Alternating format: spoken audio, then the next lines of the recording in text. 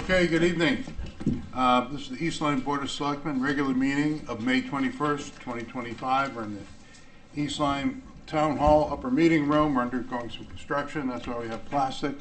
If we could rise and recite the Pledge of Allegiance. I pledge allegiance to the flag of the United States of America and to the republic for which it stands, one nation, under God, indivisible, with liberty and justice for all. Okay. Okay, are there any additional agenda or consent calendar items? I'm not aware of any, but is there anything we need to add? I didn't believe so. Okay. All right, so next on our agenda is our public delegations. Is there anyone that would like to address the Board of Selectmen this evening? Yes. If you just identify yourself and your address, please. Certainly. My name is Beth Sibilia. My address is 1 Montauk Avenue, New London, Connecticut. I am the director of the Center for Housing Opportunity in Eastern Connecticut. I'm here to speak on item 3 on your agenda. Thank you for the opportunity to speak tonight. Earlier, I handed out and before you are some data points from our housing needs assessment, which was published this fall. Our data advisory team included all of the COGs that have towns in the eastern region of Connecticut, as well as Sector and Hartford Healthcare. So the link is on the top of what I've handed out. Feel free to take a look at it. It's an open source data platform, so you can download these data points that I'm talking to you about this evening. I'm here to respectfully urge the board not to authorize an application for a moratorium under Connecticut General Statutes 830G. A moratorium would stall the affordable housing production in East Lyme at this time and the entire region when we are facing a housing affordability crisis. According to our housing needs assessment, many of our residents are already struggling to find an affordable place to live. Specifically in East Lyme, 30% of renter households are cost burdened, meaning they spend more than 30% of their income on rent or mortgage. On rent. Households earning under $50,000 up to 50% of the area mean income here in East Lyme simply can't afford to rent or buy in town. You can see the data before you about the cost of purchasing a home in the town of East Lyme, and you can see data about cost burdens for renters. At the same time, more than 79% of the homes in East Lyme are single-family houses, and over 64% have 3 or more bedrooms. But 63% of your households are 2 people or fewer. So there is a mismatch between the housing inventory and how we live. And it's not specific to East Lyme, it's true throughout the region. This mismatch leaves many seniors, young adults, and working families priced out. Over a quarter of East Lyme residents, as I said, are renters, yet affordable, safe rental options are extremely limited. Nearly 1 in 5 of your residents is over 70. Many are on fixed income, and they're being forced to leave this community because they can't find smaller, more affordable units. 830G exists because too many towns in Connecticut have failed to build enough affordable housing. The state said 10% was a floor. It's not the ultimate goal. The ultimate goal is that you have people in your town that can afford their housing. 10% is just a floor for what towns are supposed to shoot for. Many towns, not just East Lyme, have failed to build sufficient housing that is affordable to the people that live there. East Lyme has not yet reached its 10% affordability threshold, and applying for a moratorium now only delays progress. Now, affordability isn't just about numbers, it's about who gets to live here. Teachers, healthcare workers, small business staff, and the seniors that you've seen before who spent their lives in this town deserve housing that they can afford. A moratorium will shut the door on those very people who wish to remain in East Lyme. I urge this board to reject any move toward a moratorium and instead focus on expanding affordability. Focus on expanding affordability throughout town, including but not limited to housing, so that you meet all of the residents in town's needs. We stand ready for any questions, but I encourage you to take a look at the housing needs assessment and compare yourselves not only to New London County, but to the rest of the eastern region. So I thank you tonight for listening. Thank you, Deb. Thank you. Appreciate the comments. Is there anyone else? Yes, if you would please identify yourself and your address, please. I am Joshua Caskey, a resident of 1 Grooms Way, East Lyme, Connecticut. I would also like to speak on behalf, or in regards to the 830G moratorium that is being discussed. First off, I would just like to address some comments made in the last meeting regarding the 830G moratorium. Many of you said that this wasn't a moratorium on affordable housing. You are partially correct in that it doesn't explicitly prohibit affordable housing, but effectively it will reduce the construction and the supply of affordable housing. That is because 830G requires our zoning board to deny applicable applications solely if they are if the cost of that development will be greater than the potential cost of not having that housing present. And not having that housing present is a crisis. It's not just an affordability crisis, it's also a public health crisis. It's a public health crisis because of the stress of housing insecurity, because of when people are forced into homelessness, they have worse health outcomes, in addition to sacrificing other important spending such as food when they are spending too much money on housing.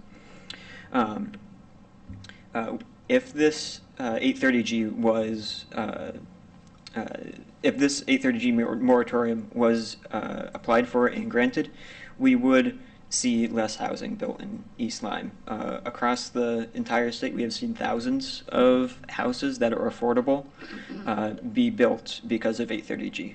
Those houses would not have been built otherwise because 830G allows the state of Connecticut, the court system, to hold East Lyme accountable by forcing East Lyme to follow the laws that are already in place as established by the Zoning Enabling Act, which requires that East Lyme affirmatively further fair housing, which it is not doing. It also requires that towns zone for income diversity, which East Lyme is not doing.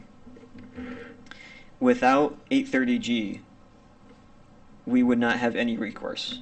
That 830G is the only way that East Lyme, the zoning board, can be held accountable to follow the laws, but not only just to follow the laws, to also hold them accountable to us, the constituents.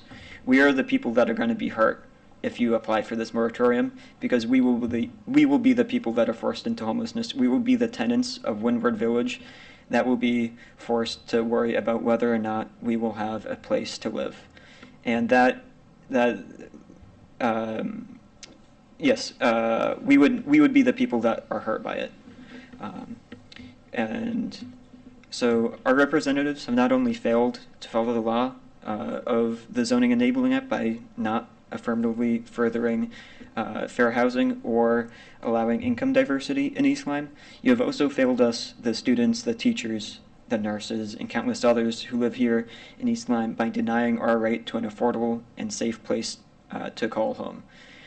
It is not just low-income people that, quote-unquote, low-income people who live in affordable housing.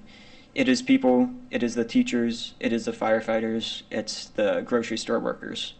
In East Lyme, over 30% of the people in East Lyme, or of the households in East Lyme, are asset-limited, income-constrained employed households. That means that they work, they have a job, and yet they still cannot afford their basic necessities, such as food, such as housing. This is because the Zoning Commission, as of now, has not followed the law. And if you apply for this moratorium, that law will continue to be not followed, and there will be no recourse for it. So if you apply for this moratorium, you would not only show that you do not care about affordable housing, but more importantly, that you do not care about, that you do not value people. Because people need housing and we don't have it because of the government. It is the government's fault. It is not anyone else's fault. It is simply the government's, because the government has the tools to allow zoning. It is very simple, just allowing affordable housing developments to be built. And I would also like to echo Beth Sebelia's comment about allowing more or implementing policies that actually further affordable housing. That is also critical to solving this housing crisis. Thank you. Thank you, John. Is there anyone else tonight that would like to address the Board of Selectmen on this issue or any other issue? And if you would just identify yourself and your address, please. My name's Robin Quinn. I live at 4 Whittlesey Place, Niantic, Connecticut. I just became an empty nester, so I decided to get more involved with town politics and see what's going on in the community. And just sitting here for these just few minutes and listening to these presentations, I have to echo what they said and say that as looking at this big house that I raised my family here and worked diligently for many years, I can't afford to sell my big house. Where am I going to go? I'm going to go on the other side of Norwich. I'm going to go to Taffville. Hopefully the state of Connecticut, but maybe not. So I do feel, even though I can't eloquently quote the exact number, the moratorium, I can't do that. But I can say I will be pushed out of this town. You have failed us. Thank you. Thank you. Oh, okay. Right here. Thanks. Thank you. Is there anyone else this evening that would like to address the board?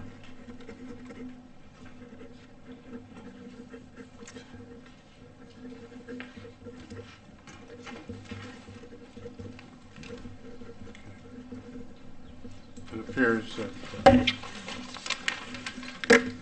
thank you. It appears there are no other people that want to address the board. Next on our agenda is approval of the minutes for the regular meeting of May 7th, 2025. Do I hear a motion? Move to approve the regular meeting minutes of May 7th, 2025 as submitted. I'll second. Thank you. Is there any discussion on the minutes? Any changes that need to be made? If not, all in favor of approving the minutes signify by saying aye. Aye. Any opposed? Being none, or abstentions? Being none, motion carries. Next on our agenda is the consent calendar. Move to approve the consent calendar for May 21st, 2025 in the amount of $3,636.18. Do I hear a second? Second? Any discussion? Looks pretty routine to me. All right, all in favor signify by saying aye. Aye. Any opposed? Any abstentions? Motion carries. Next on our agenda is new business. Discussion of library policy on public gifts and planting at the community center. And I believe we have Lisa Timothy here tonight to address this. Good evening, Lisa. Good evening. As you said, I'm Lisa Timothy, Library Director. The library trustees have tasked me with coming up with a policy for gifts that are made in memory of people, whether it's naming rooms within the library or planting trees or gardens outside the community center. And we do want to plant our first tree in memory of a long-term trustee, Abe Fisher, who passed away a few months ago. And we'd like to plant a tree on the community center property, but we don't own the property. We lease the library from you so we need your permission to do that. And Anne thought it would just be a good idea for me to come before you and just ask what kind of guidance you can give me on what the policy should look like if we want to start planting things outside the community center. What we'd like to do is for Abe, we have identified a tree. We're working with Marjorie Meekoff and the pollinator group on getting a native tree that will replace all of the stuff that was taken up that was invasive. And we hope to be planting that by September. It's something that should be planted in the fall. So I'm coming here to, I guess, ask permission to plant the tree and to see if you have any guidance on how you want us to proceed if we want to put things outside the community center. Okay.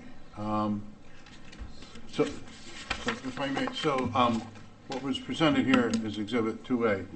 That's the library policy? That is a very rough draft of Okay, that's your general. the first, yeah, we're still we're still revising that quite a bit, and we thought it'd be better to get your feedback early on to figure out how to word that section. I thought the only section actually that applied here was the memorial gardens or tree planting. Yeah. The rest of it process. is inside the library. Yeah, the rest of it is actually inside the library, so due to the fact that it's outside on the property. So that's why Yeah, it's coming that's- before us. Right, Exactly. Yeah. You own that property, we don't. Yeah. And then my only other issue was, and I guess, I can't remember what you said, like who maintains that? Is it the pollinator pathways that maintains that area? Marjorie's been doing quite a bit of work on it, but she has had some assistance from Public Works and from the town as well. They're both working on it currently. So if we were to vote on this, I mean, well, we can't vote on it because it didn't appear on the agenda. No, it was on the agenda, but this is just a draft, but she wants to know. Yeah, Just this wants some policy is not guidance. done. I Yeah, get it. it's not- this is a draft. I get that, but the Yeah. permission, if you were to see, first of all, I love Abe Fisher. He's a wonderful man, and Yeah, I think it's a very it's a great fitting- loss to the library. Yes, a very fitting way to honor him. However, to come and ask for permission, I think we have to put that specific motion on the agenda and then talk about it. We could kind of informally state how we feel about it, I guess, and maybe you can make the call on that. I'm not entirely sure legally how it would flow. Well, what states on our agenda is a discussion Yeah. Yeah, to and discuss. not a decision. Yeah. Right. And this Okay. is what she's asking for, is some input from us. Yeah. And I've looked at I've read through that proposal a couple of times, and we have a policy that a town employee may not accept a gift any larger than $25. But this is out of the realm of that. This is, this is not going to any individual or any employee. This is for the entire community Correct, to enjoy. right. I think the question might be, is there an upper limit here of what we would like to see on the property? As years go by, are we going to have Right. a That- community forest there? Exactly. That's part of why they asked me to come up with the policy. And most public libraries don't have a policy like this. We've had to actually turn to higher education to see what kind of policies they have, and we're trying to adapt it to our situation. One of the things that our policy will have is for the gardens or memorial trees or whatever, will be an application that has to be filled out and approved by the library board, so that people can't come in and just say, I'm gonna plant $500 worth of, sequoias in the back of the community center and call it my garden. It has to be something that's approved by the library board, and then, again, if you want me to add to the policy that it has to be approved by either the Board of Selectmen or Director of Public Works, or what kind of input the town should have at that point. I think that's a good idea. I think people, they do worry about kind of a slippery slope, like what Right. will this lead us to? Yeah. But I think when you look at the unintended consequences of this, you're honoring people, you're planting trees, like what's really the worst thing that we could do? I think it's good to have a check and balance on the Right. system, but I think it's okay to err on the side of commemorative gestures and trees. Right. I think Yeah, we're worried about, should the building ever get expanded, we think we've located a place where it won't be affected by that. So we're hesitant to do too much on the outside right now in case something does happen with that. But again, we also don't want it to become, like you said, a commercial dumping ground for everything. It's your property, so we need to follow your lead on how you want us to handle that. I think we also have to take into consideration long-term maintenance. Our Parks and Rec Department is already overstretched with maintaining the facilities that we have. Normally, there isn't a great amount of maintenance that's required of trees, but somebody has to do at least a minimum amount of maintenance. And Right. mowing around them, et cetera. I'm assuming this would be tied into the regular maintenance of the community center by the town. And we wouldn't want to make it an obstacle or a problem for them, so we'd like to make sure that, again, we're working in partnership with you. for those reasons. Is that more Jerry Lockin's group then, or is it more Public Works of Joe Bergoff? Do you not know? I don't know. I Yeah. think it's Joe McGraw, but I'm not sure. That seems to be who's come out to do that, but I know Jerry's had some input for what's been going on out there over the past year as well. Okay. So I'm not even sure which group that would go to. Well, I think the question is this a park? Is this going to be a park now? So if it's a park, then it's Parks and Rec. If it's regular Community center. maintenance of community buildings and grounds, then Yeah. it's Yeah. Joe Bergau's department. I don't see it as a park. I see it as a community center, for what it's worth. Well, I think the other question is whether or not we have the equipment to maintain that. This is already a problem that we have with the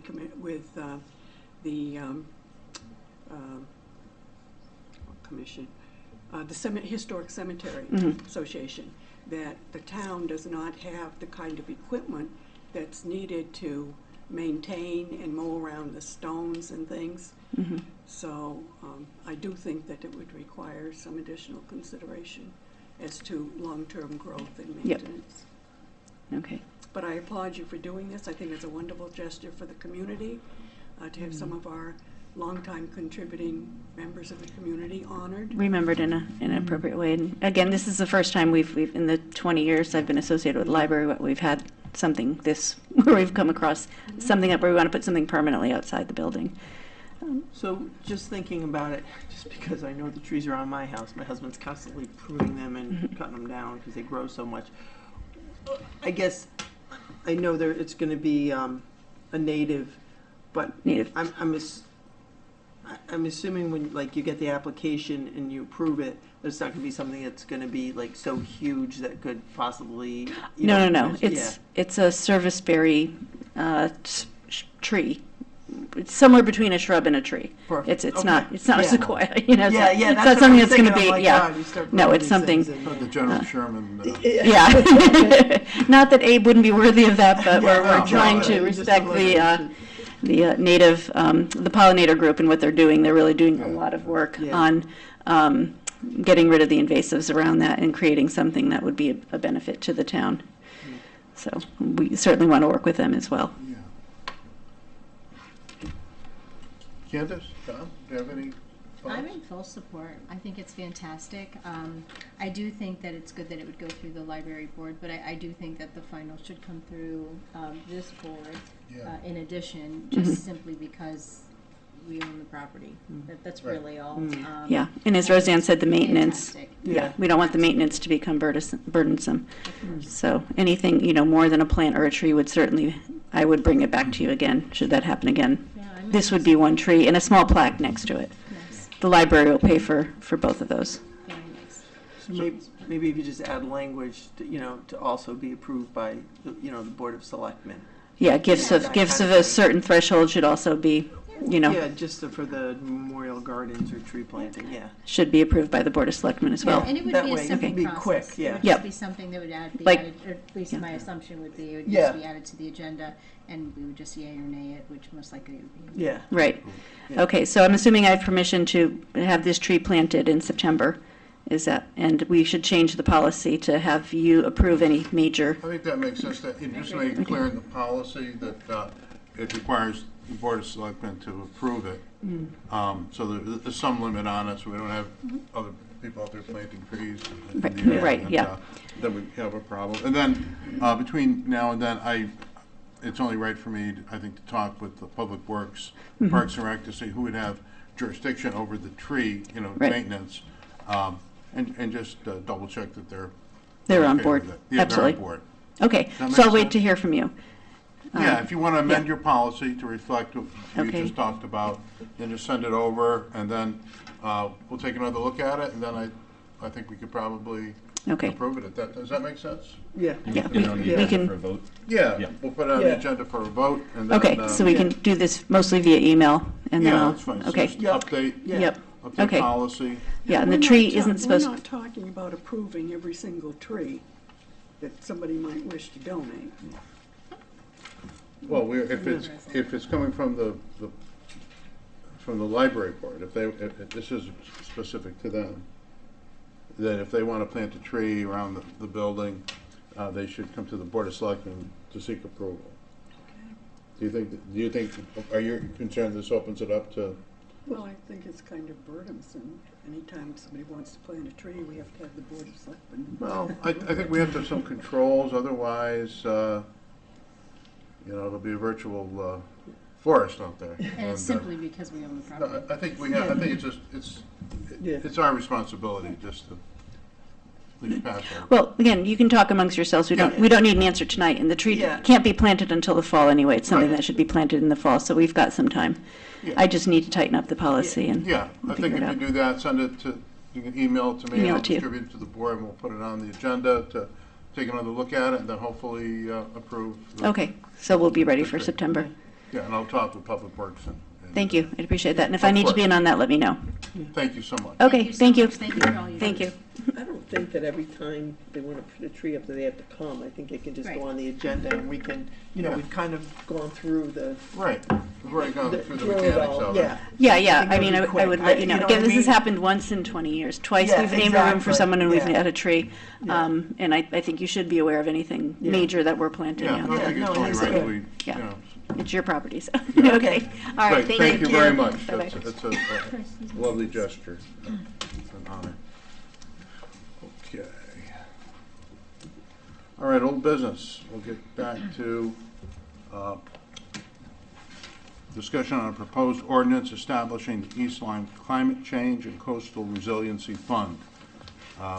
This is sort of part of the process here that we've been working on to establish this fund. This is three. There's three. I had it.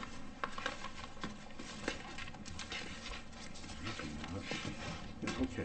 And so we spoke about it before, and it was really several parts of the procedure. The first of which, the first selectman would recommend creating the fund, which I did. And then the Board of Finance approved the recommendation, which they did. And then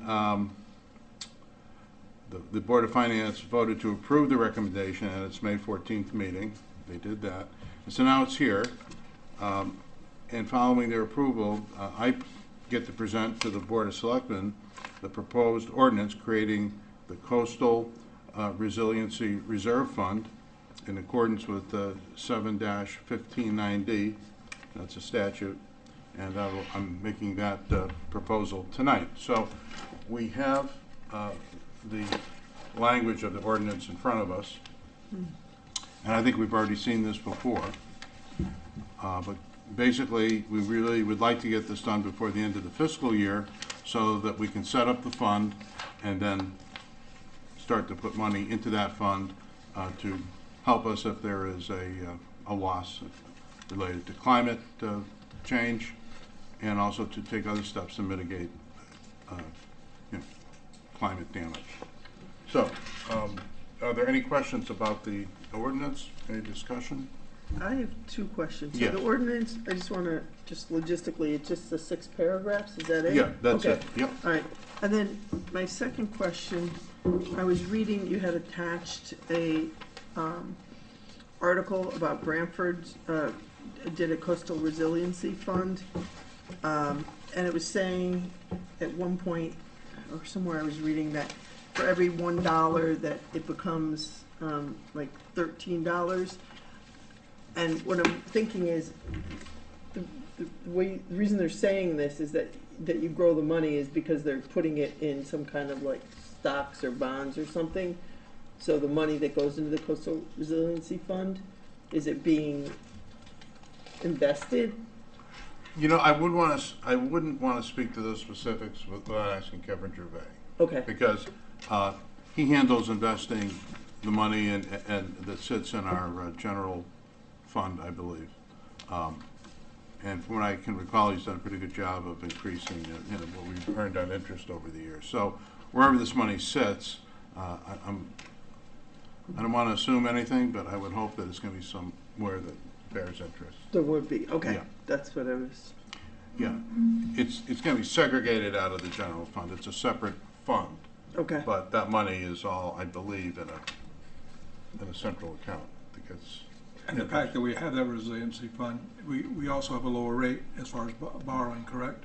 Yeah. It helps us, yes, so, helps us. Yeah. and that's part of the reason That's for one of doing it. the- So I was wondering if that's incorporated in the $1 base becomes 13. I don't know. Yeah, I wouldn't want to comment on that because I Okay. don't know. But what I do know is that having the Coastal Resiliency Fund, it's something that it's looked to by rating agencies Right. when they want to loan us money on Yeah. bond. Yeah, it is So- an investment. So it's a good Yeah. thing, and it's something I think we should do, and I'm hoping the Yeah. board will support that. What's the initial amount in the first year was 25? I think it was 25,000, and I got to look at the budget, but I think we're trying to put 25,000 in, Okay. yeah, this year, yeah. I think that this is something that the Commission of Natural Resources have worked on for some time and strongly endorse this. They've looked at several other communities besides Branford who have set this up, and definitely when it comes to trying to build our fund, the fact that we have a fund, I think goes a long way towards building our credibility with other agencies that might, in a case of extreme emergency, be willing to assist us as well. That's right, it shows responsibility on our half. You know, Yeah. we're taking responsible action, we're setting up this fund. We can't put as much money in it as perhaps we would like, but the fact that we're creating it and beginning to fund it, hopefully this year we won't need to, have any events that would require money being taken back out. So hopefully, year after year it can build. So if we lose another wall or there's another problem related to coastal matters, we can have at least some place to start to draw money from. Seems like everybody thinks this is a good idea, but now we have to put our money where our mouth is. That's it, so to speak. And the only potential downside or drawback that anyone could see is that these are town resources that could be spent elsewhere, but That's true. but we think that this is enough of a priority to really kind of invest in. I think so, especially because of the, the bond issue. It would potentially cost us more money to borrow money Yeah. if we didn't have this in place. They look for this in coastal communities. They want to, the bond agencies want to see that we have that in place. And as I mentioned before, this also would increase our standing in terms of state funds, because we are now at silver standard. With this added in, and perhaps a couple of other things that might move it, I think it would move us to the gold standard, which And that's what again Kevin had increases said. our ability to access additional state funds. Okay. I'm not familiar with the silver and gold standard. I'm thinking more about the bonding issue. But at any rate, it's a good thing for the town. I think it's one that we should support. So, having said that, is there a motion to schedule a public hearing? Okay. Or do we need to discuss some more? I'm not trying to rush it. Is there any more discussion about the ordinance itself? So I don't have to read the ordinance, correct? I just have to read about the public hearing? The public hearing, yeah. Okay. And we have that in the motion. Oh, okay. Scheduled public hearing, Ray, proposed climate change ordinance. Move the following. Town of East Lyme Board of Selectmen, notice of public hearing. Notice is hereby given of a public hearing to be held by the East Lyme Board of Selectmen at 7 p.m. on June 4th, 2025, at the East Lyme Town Hall, 108 Pennsylvania Avenue, Niantic, Connecticut, to consider the following. 1. To consider the proposed ordinance entitled, quote, "Ordinance Establishing the East Lyme Climate Change and Coastal Resiliency Reserve Fund," end quote.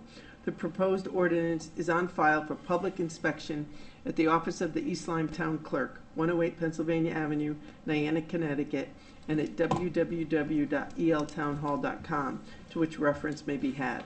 Interested persons are invited to attend and be heard. Dated at East Lyme, Connecticut, on this 21st day of May, 2025. East Lyme Board of Selectmen. Okay.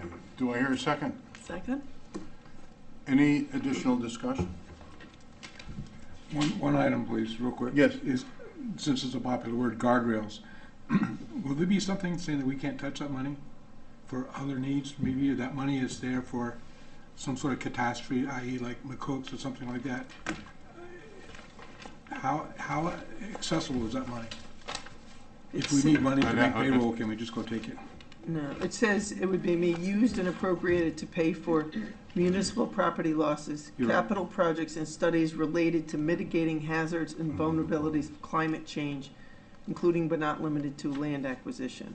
So that is the description of what the Nice. money In can paragraph be five. used for. So, yeah, I don't think it can be used for anything else. And I think that's Which why is a we're good trying to make the fund so that this money is put aside for that specifically.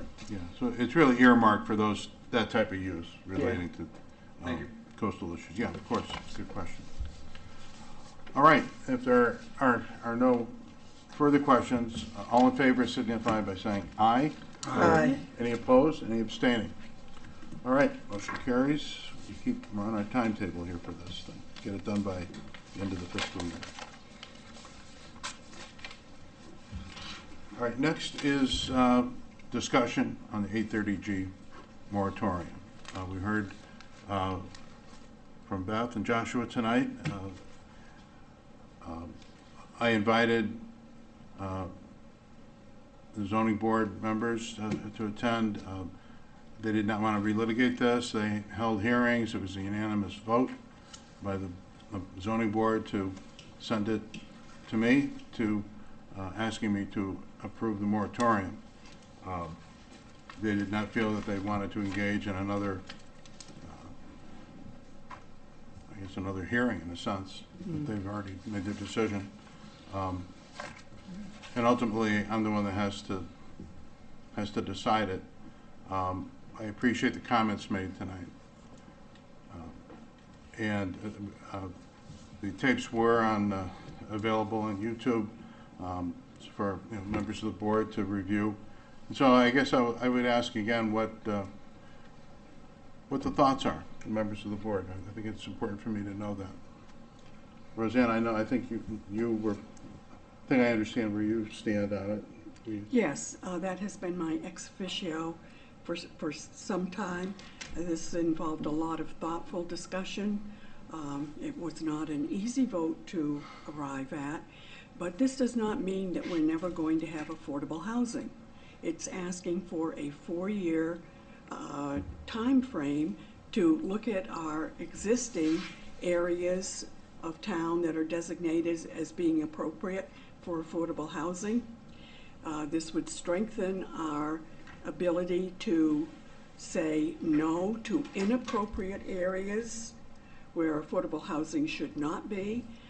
This is not to deny affordable housing. It's to establish and look at what areas we have already zoned and set aside as being appropriate. And I think that definitely needs to be looked at, because we have developers looking at areas which really are not appropriate for affordable housing, areas where the land should be preserved and not heavily developed. But that is the major purpose of this. And I think as this did result after numerous discussions, numerous meetings, it finally resulted in a unanimous vote of the board, then I personally feel they are elected by the community. It's an elected board. This is within their power. And, of course, the power of the first selectman to make the final decision. So that's Okay. one of my comments. Jason, I know that you were trying to weigh up the pros and cons, and I'm curious tonight how you feel. Yes, so I had a lot of questions. I wasn't sure why this was being proposed, and I was hoping for our colleagues on zoning to make a case. I did read the record. I went back and I read all the notes, and I think I gleaned the why. I don't want to make someone else's point for them, but it's pretty clear what's happening here in the minutes.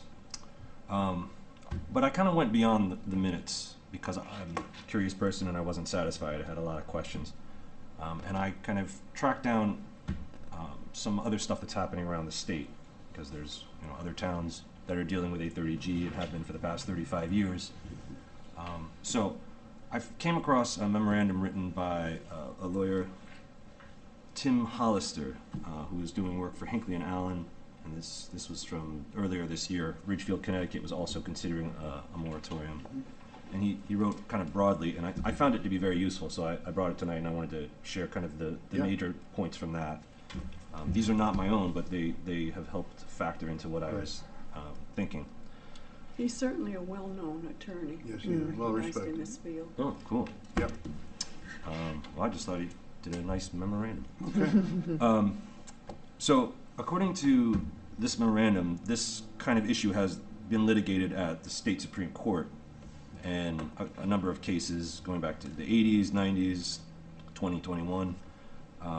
And moratorium, my understanding is that they're supposed to be very limited in time and scope. And the example that came up that was kind of helpful in changing my, or helping my thinking was when the state said, all right, cannabis dispensaries are a thing now, towns are not permitted to say, no, they're not a thing in our town.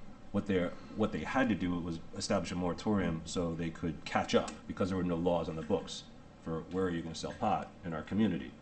So that allowed kind of breathing room.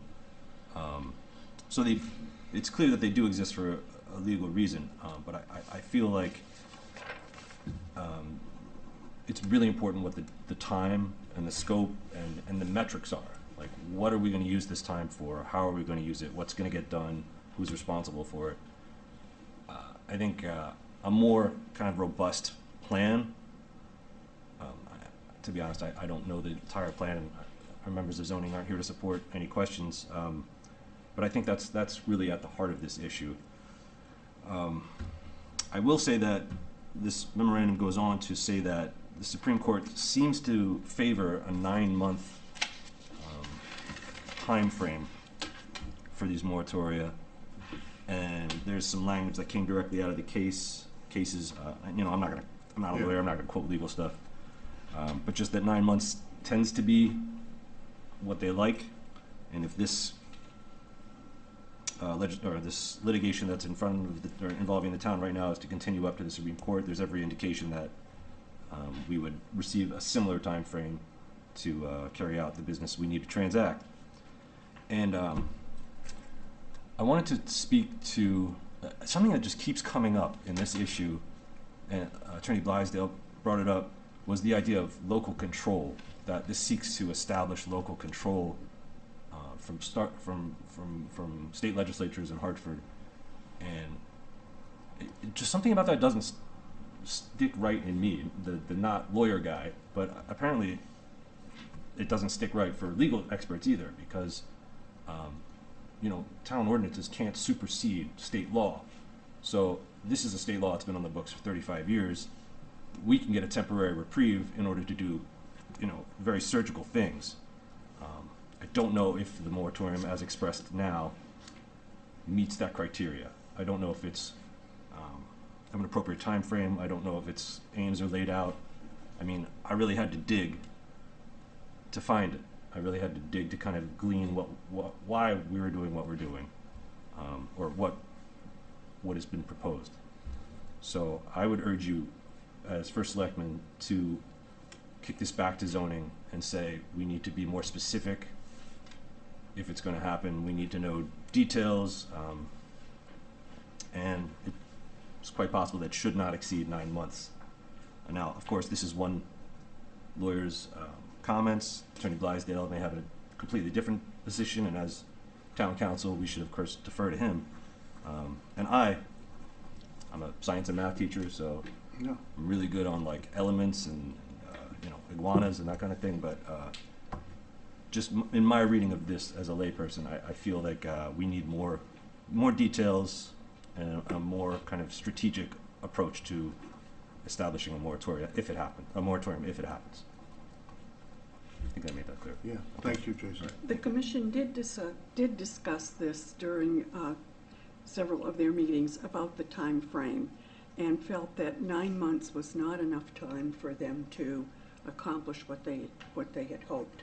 And of course, the minutes are not word for word what went on in the meeting. But yes, they were aware of 9 months, but did not feel that that was enough time for them to do the work that they wanted to do, and to also bring in some outside consultants.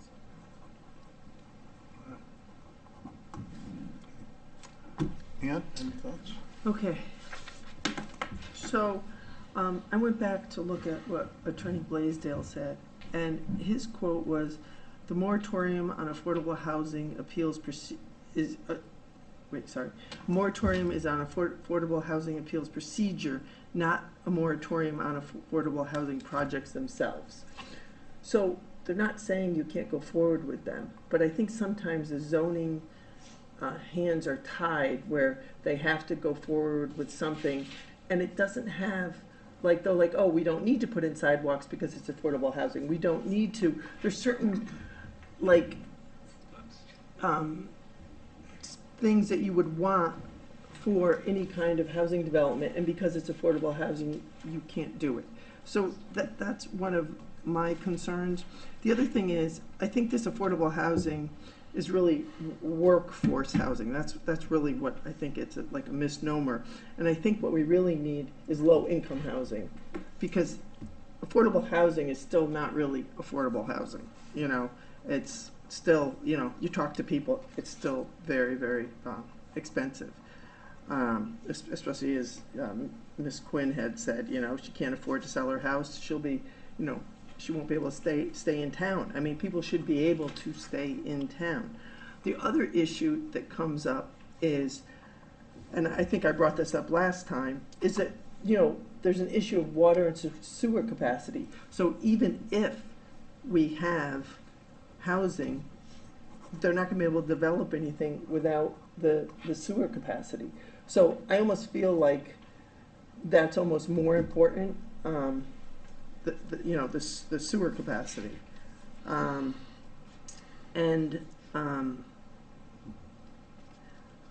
guess I am in favor of it, and the scope, the timing, 9 months given anything in town is a very short window of time. It takes, you know, you meet once a month, sometimes twice a month to do something. It just takes time. It has to go, you know, through council, it's got to go through Board of Finance. It's, you know, everything is slow moving, not intentionally, but that's just the nature of it. So 9 months, I think, is just too short, and I think the 4 years would give the town.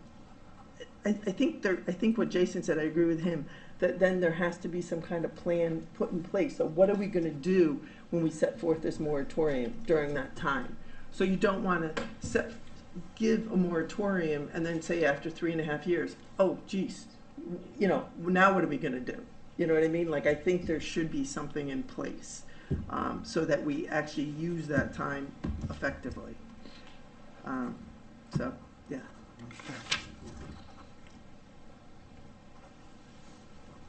And I'm glad that you said that, because this was a big part of their discussion about really struggling to hold the developers accountable, Yeah. and to take care of things that really should be safety procedures, like having kids walk down a steep hill to wait for the school bus, and no barriers, no protection.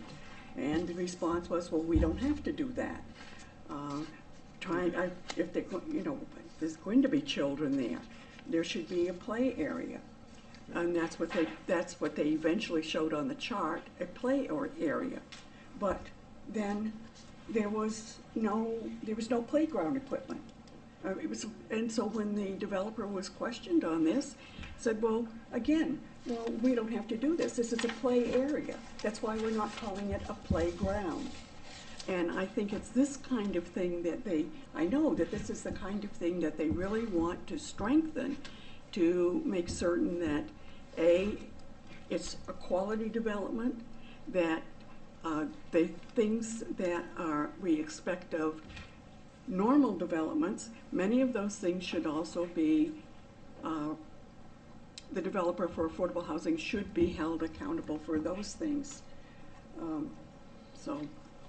I did go to, you know, some zoning meetings, and or I think I was ex officio for a little bit, and you know, that came up again and again, you know, and they're talking about sidewalks, they're talking about playgrounds, you know, things that children need, and also, you know, transportation for people, because if people are gonna move here, they need some way to get around.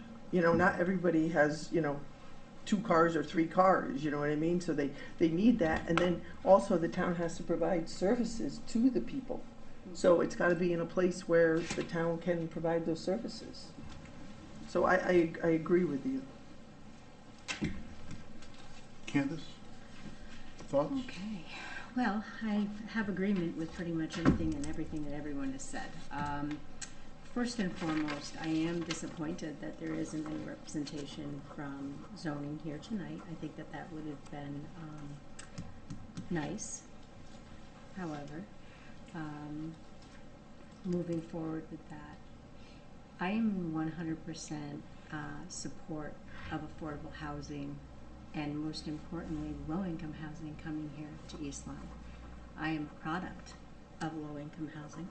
My mother and I grew up in Norwich, where, in fact, I remember saying when I came to East Lyme that I loved it here, and that where I grew up, if you were on the sidewalk and you were passing someone, you didn't make eye contact.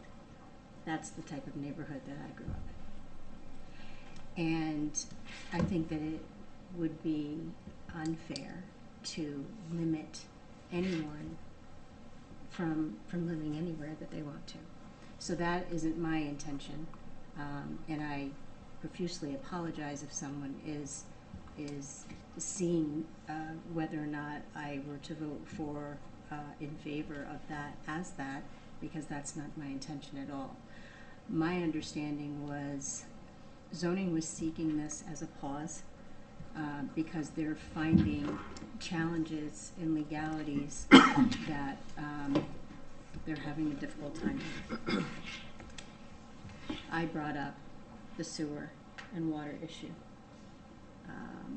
at the last meeting because that is what I'm hearing as far as challenges here, and having the ability to have that for more and more people that are coming in, big businesses or big developers. So, I definitely don't want to limit anybody, but I also understand and see that there is a very large challenge here. My understanding from the conversation that we had the last meeting was that it was not limiting affordable housing coming in. It was simply procedural as far as what zoning could say yes or no to. Could regulate. Is that accurate? I think that's right. Okay, that's my understanding. So, if I am going to vote in favor of it, or if I am going to support it, my understanding is that that's not limiting affordable housing and or low-income housing coming into East Lyme. Is that accurate? So, There will be a net loss according to Attorney Blaisdell's memorandum of affordable. of affordable housing. But I think we're using 2 different terms here, and I think we should be careful. There is a difference between affordable housing and low-income housing. Right, affordable really isn't affordable. Right, affordable. It may be a misnomer, but it limits its housing, that the amount that it can be sold. It has to be sold at less than market value. A certain number of units would be less than market value. It's more affordable than if you had to pay full market value, but it is not low-income housing. It does not open up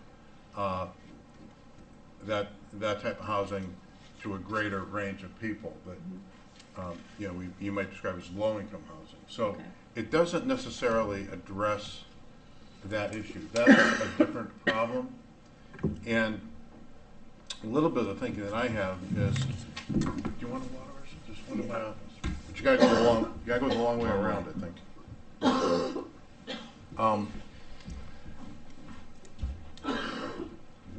it doesn't really address the issue of low-income housing and making it more available.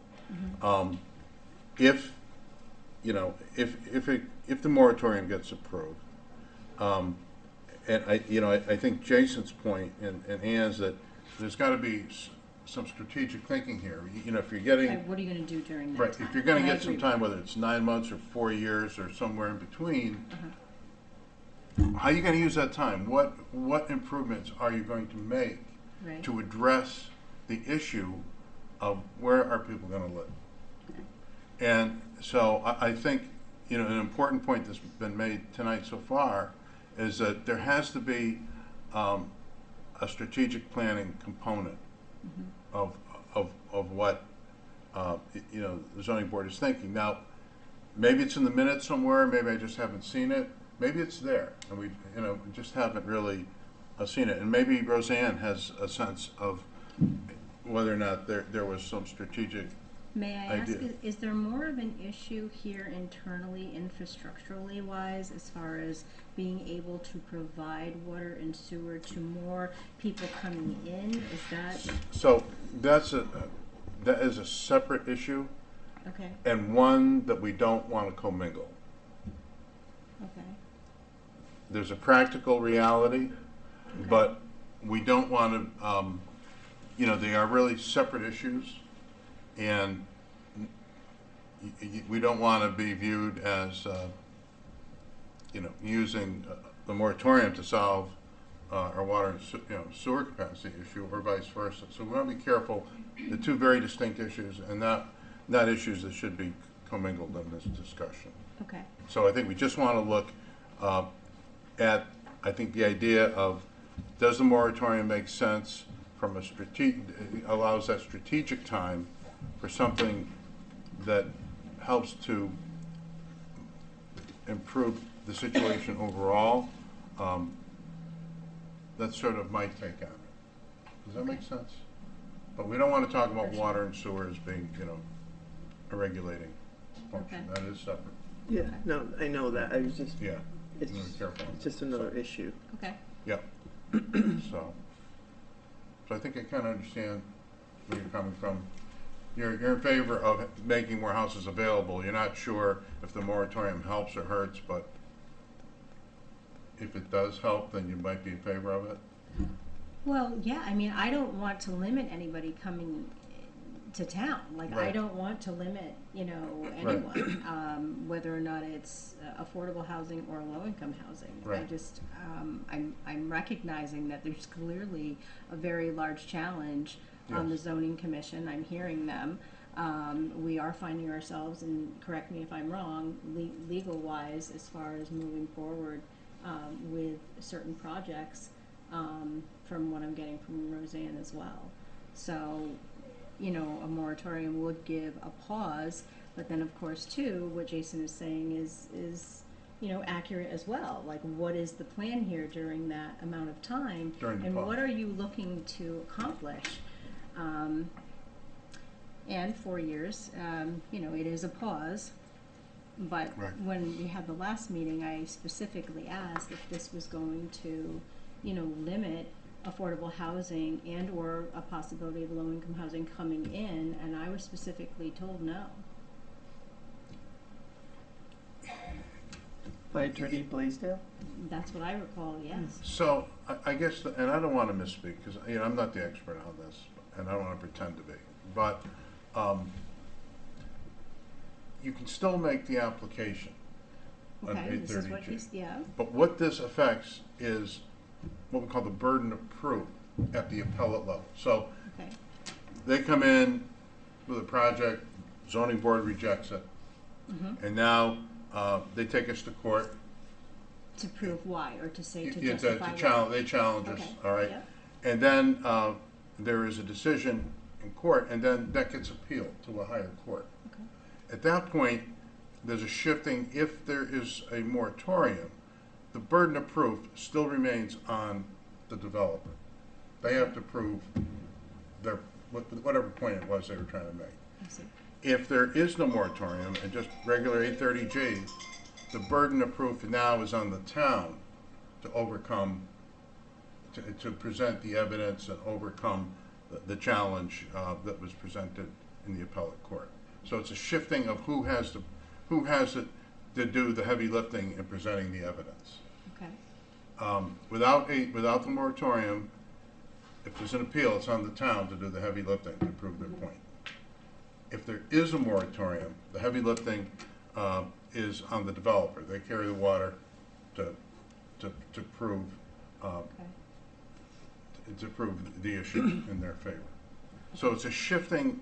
The real effect of it is a shifting of the burden of proof at the appellate level, which is sort of it's a lawyerly, concept that, some of us that are lawyers are familiar with, and it's sort of foreign to most people, but it's an important distinction. Okay. And that's really the crux of what the 830G moratorium does. It changes the burden of proof at the appellate level. It has to prove what? Thank you for that. Okay. Does that help a little bit? It does. Thank you very much. Yep. So Don, Yes. thoughts? Thanks. Josh and Beth, I've got some questions. When I set goals, I don't know if I can question you or talk to you, but I set obtainable goals. And I was here the night of the zoning. It got quite contentious on, you don't have to stand up, you can just listen if you need to. I couldn't see you. Oh, I'm sorry. But I'm saying, I was here the night where the zoning board was saying, well, we need bigger trees. Okay? No, and the lawyer says, no, it's not required. We need a playscape for the kids to go exercise in. No, you don't understand. 30G is not required. Well, we want a sidewalk so that people can walk by. It's not required.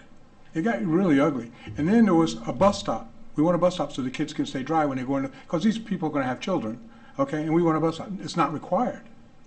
So it comes down to money. Are there bus stops required at Rocco Lane? I don't know. Are there playscapes required at Rocco What- Lane? what you- Excuse me, order? I think that's the question, right? Is Well, that, I'll land this plane. Hold on. So I'm going to say, Well, wait. you're a builder, and you've got to build a house, and it's not going to make you a lot of money because you're going to be held captive by this. And so, what builder is going to want to do that? That's the process of what I'm getting at. Josh, I want you to work at McDonald's, but I can only pay you $4 an hour. Okay, bad example, but $17 an hour is the minimum wage. So what builder is going to want to do this in this town that start with the dirt costs a lot more here per acre than it does in other towns, say Griswold, I'm not pointing at Griswold, I'm just saying it costs a lot more money, just a starting point. So how do we land, how do we get there? Okay, and that's the part of the whole process that people can't put their hands around is what's wrong? The guy's going to assume a lot of risks. The builder's going to assume risks. You're going to call him back for cracked basements or sheetrock issues or electrical issues, and he doesn't have the money for that kind of warranty work on the backside because it's got to be affordable housing. And some people want it all. And I bought a new house. I should have it. You didn't get. You bought the B version. You didn't buy the A version. I'm struggling with that part. The obtainable goal for the builder. Who wants to assume the risk when he can go build another 2,500 square foot house and make this kind of money and also have enough to hedge to take care of the customer on the backside? How do we clear that goal? And I don't know if that's a zoning issue or not. Don, we've got a point of order here. So this isn't a debate at this point. I mean, you can express whatever you feel. Okay, But gotcha. we're not in the public delegation. That's my Certainly We're not trying right be rude. to. Yeah. Okay. So Thanks. we have to have some decorum. Yep. Yeah, I hope you understand that. Thank you for that, Roseanne. Yeah. Thank you. So, no, Don, go on, but feel. No, that's it, is that the fact that the guy that goes and borrows money at a higher interest rate today, hires people at a higher rate today, buys vehicles and stuff and supply. You all know about supplies of construction materials. How does he make it affordable is the question I'm going to ask. And you can reach me or anybody on the board. But that's, to me, that's the biggest conundrum, is that how can you make it affordable when things aren't affordable? So what's your position on whether or not we, Absolutely. No, Absolutely. You're in favor of the For the moratorium? moratorium, yes. Yeah, Do okay. anything you can. If that's part of the plan to try to make this thing work, yeah, I agree with her. Let's get people in here. Okay, but I don't know how you do it. And I set obtainable goals. And I mean, I don't see how this is in volume, I should say. I don't see how this is obtainable in volume. Well, I think the question that we really should be grappling with is what can we do as a community to get some workforce housing in here? I think that's the real question, because we know the end game here with the affordable housing is the developer gets 70% at market rate. I think, Roseanne, I think another thing would be to have federal subsidies to help subsidize the builder, okay? To help reach that goal. So, I didn't want to cut you off, I'm sorry. No, I'm good. I'm for the moratorium so people can get organized and figure out how the hell we can do this, that's all. So I'm not gonna, I want to read this over, thank you, and I want to really think about everything that's been said tonight. So I'm not gonna make a quick decision, would be irresponsible to do that. There's been some excellent points. Jason, I appreciate very much the work you did in researching this. I mean, you really went above and beyond a little bit, and I think that's great. It's a conundrum, it's a dilemma. You know, I think in my own mind, we want to have places for people to live. But we don't, I'm not sure that just 830G as it is right now really satisfies that need. I think, in my mind, it does more to increase profitability for developers, which, they have to make a profit. I don't deny anyone the ability to make a profit, but that isn't, I don't think the goal really is to provide a lot of housing that's available to people with lower incomes. The idea of low-income housing has to be explored. Is there a way to accommodate that somehow? One way, we have some excellent places in town that were very successful, the HEPA units. That's affordable for the people that live there if they meet the criteria. And they did an excellent job. I want to understand a little bit, how was that done? How was that accomplished? Could that be done again with the right investors, the right people? Could another facility be built similar to that would really truly provide affordable housing for people, lower income Like housing? true affordability. Yeah. Yeah, true, There's a true big difference, affordable Yeah, housing, true, not in name only. Correct. So, Actually, that's how this started in town, with the first development did exactly what you're talking about. And that still is in existence. is that the one down on Route 1 Yeah. behind Dollar General? No, No. that's on, from, Right? no, from, I can't think of the name. There's something of called the store. Failer Yeah, units? yes, I've heard about that. yes. Well, And- we should take a drive through there and see. This has been in existence for 40 years. People are happy there. It's low-level housing, meaning it's, There's a sense of community, as I Yes. understand it. they have a full-time person on staff who oversees the things. It's all one, there may be a section where it's just 2 levels, but most of it's all ground level, easy access for people, people who might be, not be able to live alone otherwise if it wasn't for this. So I think that's what we really need to work on. And I think we're on the right track of what can we do to get real housing that people of average means can afford to live in. And Don's right, the price of materials, building materials and things, but we're smart people. We ought to be able to figure out how we can duplicate what was being done 40 years ago. I think we need to understand it. How did they do it? Exactly. And the people that were involved in it are still around. And they got government funding to help. Right. All right. Which is key. Can I One sec. That's key. can I offer something else that hasn't been Yeah. brought up to this point? And I don't want to open a can of worms. No, or why Well, not? don't. I feel like there is a crisis of confidence in public officials in town with some recent things that have been going on, and it seems that certain people who are tasked with certain things allegedly are doing just the opposite of that. And I want to be clear that we as public officials you as a public official sits with the authority to make a decision on this, might be a part of that crisis of confidence. If we don't get this right, how do town leaders lead the town forward? How do zoning officials zone appropriately? I feel like it plays into I don't want to say this is part of a larger issue, but I definitely think that this is at play here, and it just needs to be identified that people are really counting on us to get this right. And I think everybody up here wants to. I just think we need to really be careful and listen to the people in town and what they're saying when it comes to this issue. I don't know if I'm making my point very clearly, but I just wanted to put that out there, that this is also, there's other forces at work in this discussion. Yeah, no, I get it. I appreciate that.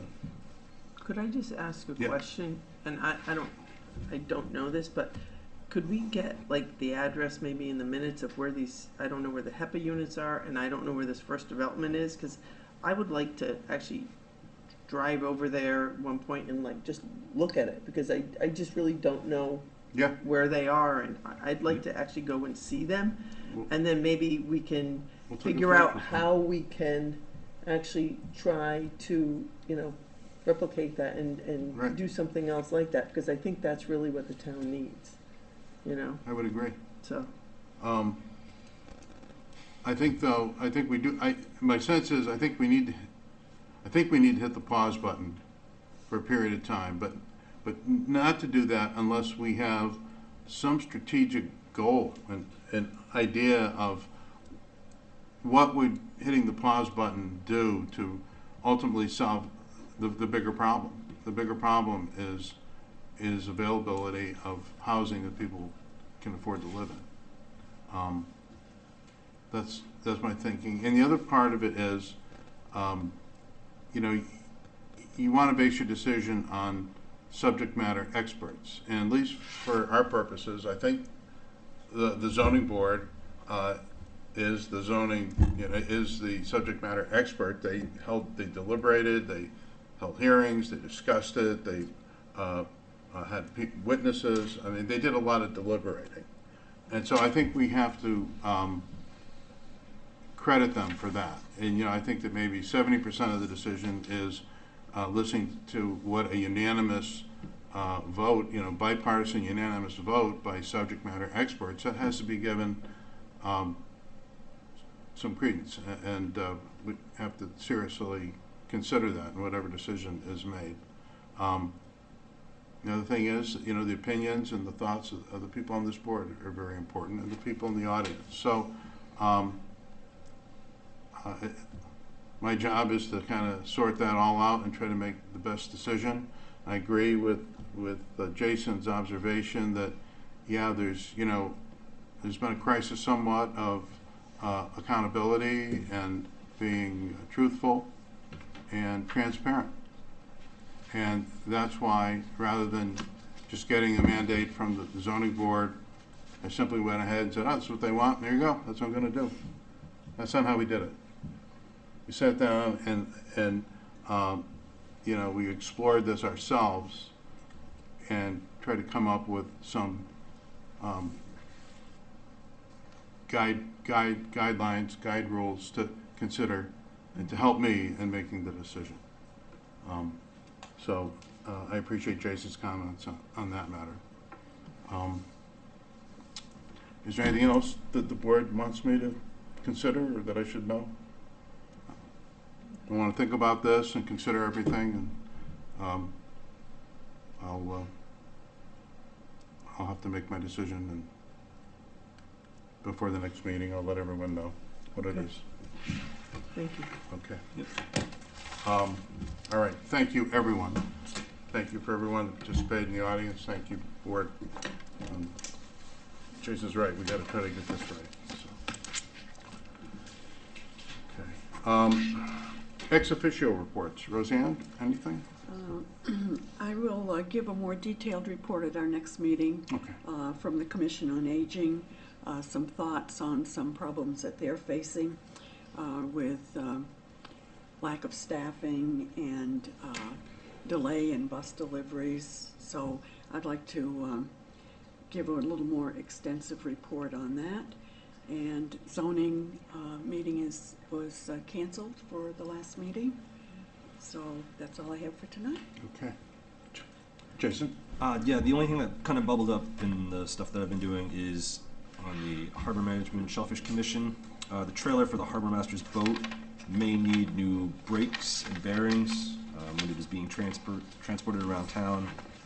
Apparently, the trailer is pulling pretty hard, and they are hoping that since this is town property, town vehicle, that this could get into Public Works garage for a pretty standard repair. And that's pretty much it in terms of ex officio work. Which, was that Wellsco or? No, that's the Harbor Master's Harbor boat. Master, Harbor Yeah. Master, okay. So, Mr. Stone. Yeah. So the trailer's got problems, all right. That would be a shared expense, Jason. What's it? That'd be a shared expense with Waterford. I'm sorry. Shared expense, it's a shared expense with With Waterford? Oh, okay. All Yeah. right, gotcha. Sorry. Okay, thank you. All right, thank you. Ann? Let me see. I guess first I just want to thank the board tonight for the discussion on the 830G. I thought it was really good. I thought we all had different issues that came up, and I thought it was really just good discussion. So I just want to thank you all. Secondly, and you'll probably bring this up, but tomorrow, May 22nd, is the budget referendum. Yes. And it's going to be at the community center from 8 a.m. to 8 p.m. So just want to encourage people to please go out and vote. We usually have pretty low numbers of people voting. So if you can, encourage your family, friends, everybody to go out and vote. The only other issue was the library. I'd gone to that meeting, and Lisa Timothy was here to discuss the planting. So that was that. And then my only other issue is I, for some reason, cannot get on my town email. And so I wasn't sure. Me too. You're having trouble too? Yeah. Yeah, I could get on for like, a little while, and now I'm completely out, so. Well, And- it's two-factor security now, and I think that might be part of it. Okay, So so, maybe call okay, Sandy or Dan Clear. Everybody's had to come in. Oh, you actually have to come in? Yeah, Okay. okay, perfect. cybersecurity stuff, and yeah, we're just, Okay, great, thank you. That's it for me. great, thank you. Candace? I have nothing. Okay, Don? Planning was canceled, and Wilsco had a no-show. We didn't have a quorum, so we had canceled that one too. That's it. Okay. Well, then I'll give, thank you, I'll give my first selectman's report. It's already been stated, budget referendum is tomorrow night. I hope everybody can get out and vote, very important. I hope everyone will support the budget. Board of Finance, Board of Selectmen, we've all worked very hard to try to make it something that is efficient and will still take care of the town and be the most affordable that we can make it. I want to remind everybody that May 26th is the Memorial Day Parade. That'll be Monday, and that starts at 2 o'clock. Those that are marching, I guess, got to get there about 1:30 if you're in the parade. And then I wanted to just mention something to the board, a little bit in line with what Jason had discussed before about getting things right, accountability and transparency. I'm going to invite a man named Greg Priest to our next meeting on June 4th. He's a principal in Diversified Public Safety Solutions, and he's somewhat of an expert and consultant in public safety. And we've got a number of issues that we're dealing with, and I think it's time to get someone that's truly an expert to help guide us and form the issues. And I want to consider hiring him as a consultant in really the various ranges of public safety, the police, fire, emergency management, and I would like his guidance. But before I go that route, I want him to present to the Board of Selectmen. He can, I will forward to you his resume, his credentials, but I think he is someone that could really help us in getting it right and making the right decisions down the road.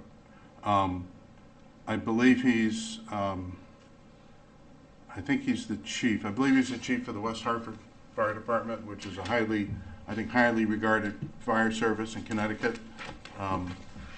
He also has credentials in many different areas, but he's quite the expert, and I think once you hear him speak and read his resume, which I will distribute to the members of the board, I think he's someone that can help us get it right as we move forward. So I did speak with him briefly tonight, and he is available, I think, on June 4th, which is our next meeting. So I'll put him on the agenda. He can address, just give us kind of a brief overview of what he's all about and what he's able to do, and then we can decide after that if we want to hire him as a consultant.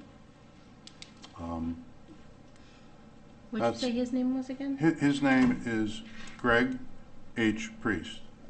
And his name came to me from a couple of different sources. I mean, I did hear from Waterford. I believe it was first selectman in Waterford gave me his name. Said, look, this is somebody you might want to talk to that has expertise.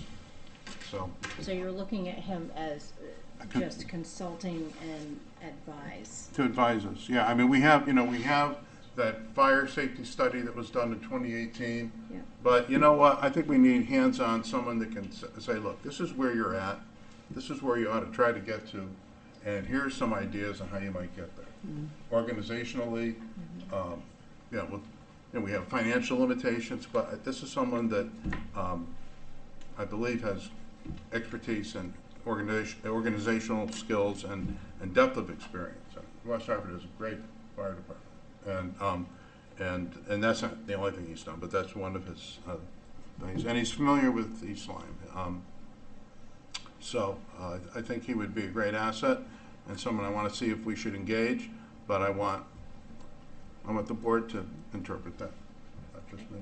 I think it sounds like a great idea. And to get an impartial look, somebody that doesn't really have a stake in it, and come in and give us some Yeah, I some think he's an advice. impressive guy, and I think he's got the knowledge that may really help us. So I want to just give you a heads up on that, and something maybe to look forward to on the 4th.